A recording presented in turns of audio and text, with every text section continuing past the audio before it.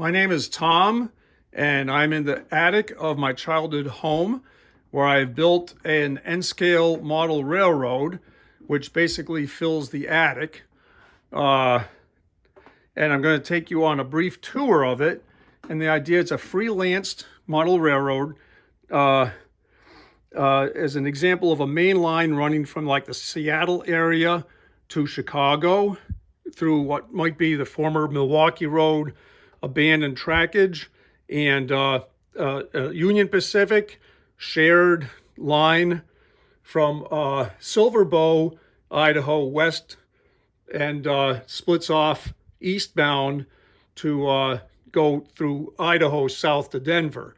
So this is, there are two staging yards. They're actually side by side, and I just imagine they're thousands of miles apart. The one in the back is the western terminus, and there are four staging tracks, which can stack trains in a linear fashion. So I can have like 8 trains in staging, as well as a separate track for assembling a local train to service local industries in the different towns. So the staging yards pass through this barrier, and I'll take you around here where the staging yard, this is the west on the other side of this greenery, and it enters into the town or the city of Deer Lodge.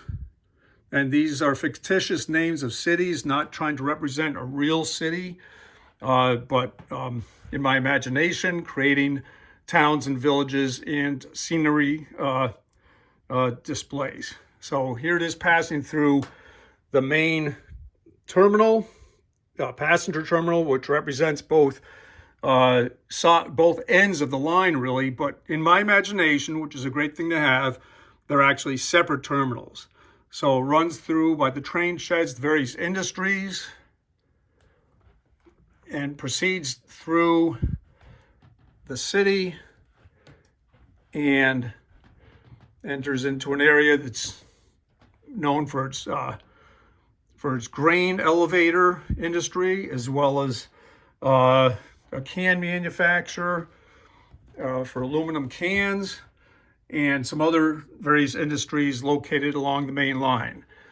So this is double trackage, and it turns into single track at the end of the city limits, passes by Molly's Diner, and this is all under eaves of an attic. It does get hot up here at times, but so far no warpage of track. So the track goes through, passing on to Pine Bluff, which is the next location of a passing siding and an interchange yard with the Northern Pacific. There's a little farm scene that I made up, and a lot of the little scenes that I will make, I put in a fashion that they can be lifted off of the layout if need be. So they're not like this is on a foam board. I can take that whole foam board out instead of having to destroy the whole scene in case I had to move or something. So, of course, this is in my imagination. Once again, Northern Pacific is still an actual railroad, independent, and there's interchange that happens there. So the passing siding at Pine Bluff continues on, and we're continuing on eastbound, and passing siding ends. We're in kind of mountainous area. Track passes over a double truss bridge and goes over to and passes through the tiny community of Blue Mountain. It's basically a tourist destination where buses would pick up passengers at the small station and take them into the mountains for expeditions and enjoyment of nature. So we're going to pass by another barrier here, and the track, single track, passes through a long expanse on purpose with no passing sidings or industries, but just scenery, mountain scenery. I painted the backdrop myself. It may not be a total professional grade, but I'm happy with it. I've got some trestles, and I have basically different scenes which I've set up separated by mountain ridges and tunnels. Small scenes, like this is going to be a stream with the rocks and a deck truss bridge set up, and some aspen trees and pine trees. Continuing on, there's like a winter scene with some of these are dollar store pine trees dusted with snow, and then using the snowflake, I think it's Woodland Scenic snowflake over the mountains. And once again, another stream will be evident at some point, frozen stream. And then, of course, this highlight of the main line crossing over another rail line and through a tunnel over the stream where there will be kayakers, and then coming back through, and then this area here, and then the track extends through the mountain range and circles around. Basically, what it is, as you can see, the single track with no spurs or passing sidings is on purpose so I can run trains stand out the main aisle without crawling through underneath. But I can watch from a distance, or I can crawl underneath and observe close up. So now the line passes through Medicine Bow, which is kind of like the name of that. It sounds like Northwest. Glacier Gravel, which has its own dedicated switcher.